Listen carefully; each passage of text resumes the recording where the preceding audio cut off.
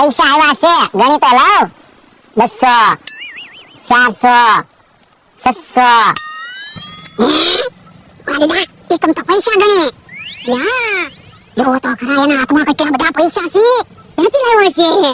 ઓ ભાઈઓ, એને પૈસા ગણવા નથી દેવા, અમને ભૂલવાડી દેવી.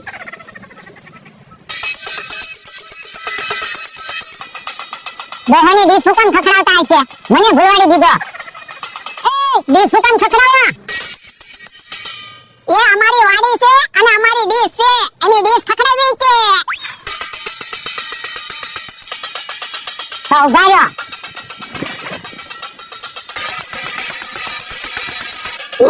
એને તો ખાઈને સંતો લીધો. ઉભા રહ્યો, આપણે થોડા બીવી. હું લેવા જા. યો બોલો, હું લેવા ગયો છે?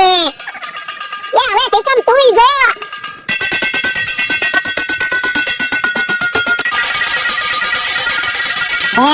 એને તો તપેલું લીધું. ઉભા રહ્યો તમે.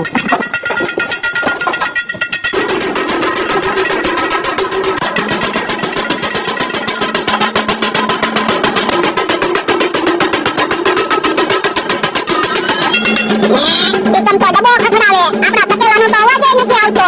તો હવે ઉભા રહ્યો. હું લેવા જાય તો કે યો બોલો, હું લેવા ગયો છે? હમણાં ટીકમની ખબર.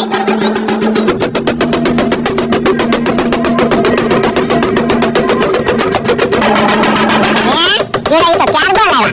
ઉભા રહ્યો તમે કે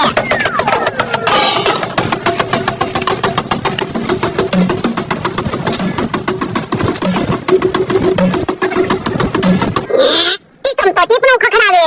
તો હવે ઉભા રહ્યો.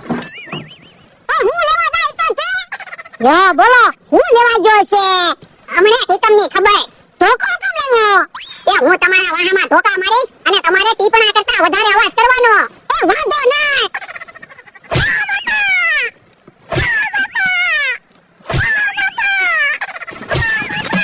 હે ડોહા તો ટીપણા થી વધારે અવાજ કરે. હવે અમારા કરતા વધારે ટીકમ અવાજ કર લે. એ હું હારી ગયો. આપણે જીતી ગયા. પણ એમ હું બોલો, આપણે પહેલી વખત ટીકમ હાને જીત્યા, આપણને આનંદ હોવો જોઈએ. અરે દા, હું તો હું કહું, આપણી પાસે આવડો મોટો તપેલું કેરબોન એવું હતું તે હારું થયું, આપણે જીતી તો ગયા. એના લીધે કાંઈ ન જીત્યા, મારા લીધે જીત્યા. કેમ તમારા લીધે જીત્યા? મેં અવાજ કર્યો એટલે તો જીત્યા. પણ મેં તમારા વાહમાં ધોકા ન માર્યા હોત તો તમારાથી એટલો બધો અવાજ થાત.